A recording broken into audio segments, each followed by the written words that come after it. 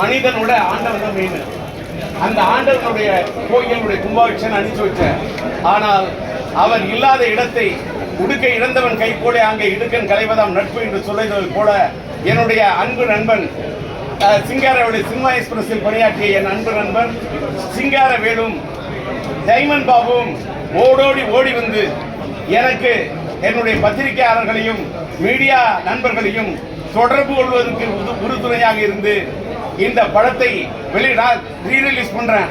நான் ரொம்ப சாதாரண ஆள் சார், நான் ரொம்ப சின்ன ஆளு சார். எனக்கு ஒரே ஒரு பலம், எனக்கு என்னுடைய மேல இருக்கக்கூடிய ஆண்டவர்கிட்ட இருக்கக்கூடிய செல்வாக்கு, அவ்வளவுதான் சார் என்னுடைய பலம். அந்த பலத்துக்கு பிறகு எனக்கு பெரிய பக்க பலம், என்னுடைய தக்க பலம் சும்மா இது வார்த்தை விளையாட்டா இல்ல.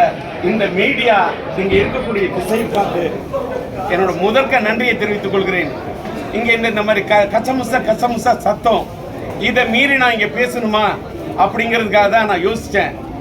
நான் அதுக்காக வேற இடம். ஆனா நான் இன்னைக்கு கமலா தியேட்டர்ல இந்த ஃபங்க்ஷன் வைக்கிறதுக்கு காரணம் இதே அரசன் படத்துக்கு அன்னைக்கு அதோட முன்னோட்டத்தை வெளியிட்டப்ப நான் இங்க வந்தேன்.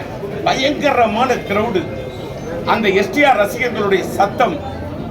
ஆனால் அன்னைக்கும் நான் கமலா தியேட்டருக்கு வர வேண்டும் என்று என்னை அன்புடன் வரவேற்று எனக்கும் என்னுடைய பையனுடைய எஸ்டிஆருடைய படத்துக்கு அவ்வளவு ஆதரவு கொடுத்த நம்முடைய கமலா தியேட்டர் திரையரங்கத்தின் உரிமையாளர், அவங்க தாத்தா காலத்திலிருந்து அவங்க அப்பா காலத்தில் இந்த எல்லாரும் எனக்கு நண்பர். ஆனா இன்னைக்கு இளைய தலைமுறையில் இருக்கக்கூடிய விஷ்ணு எனக்கு இன்றைக்கு தோல் கொடுக்கிறார் என்று சொன்னால் வார்த்தை கிடையாது.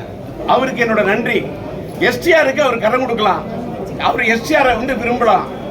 ஆனா அங்கிள் என்று என் மீது எஸ்டிஆரோட அப்பா டிஆர் என் மேல இவ்வளவு பாசம் காட்டுறாருன்னா,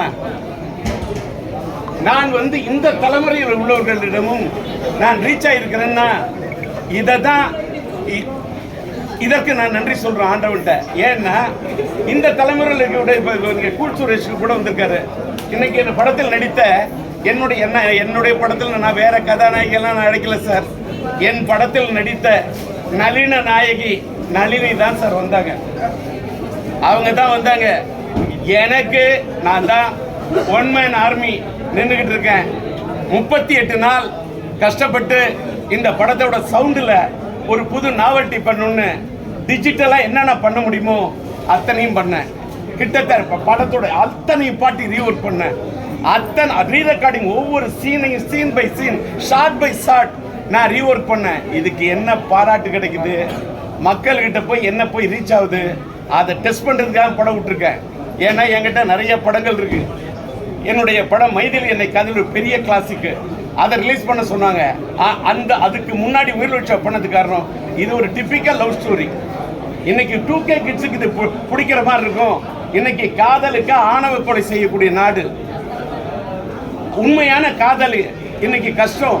ஆனா நான் என்ன பொறுத்தவரைக்கும் உயிரோட்டம் உள்ள காதல் அது அந்த காலத்திலும் ஜெயிக்கும், எந்த காலத்திலும் ஜெயிக்கும் அப்படின்னா இன்னைக்கு விளம்பரம் கொடுத்தேன். அதுதான் உண்மை.